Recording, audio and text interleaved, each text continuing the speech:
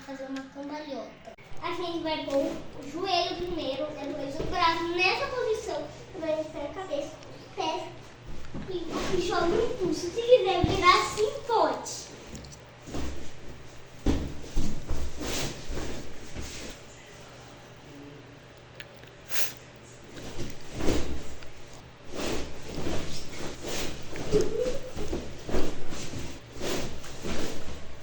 Oi,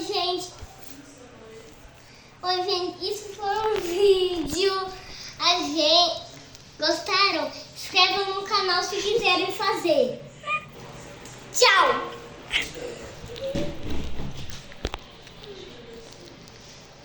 Tchau!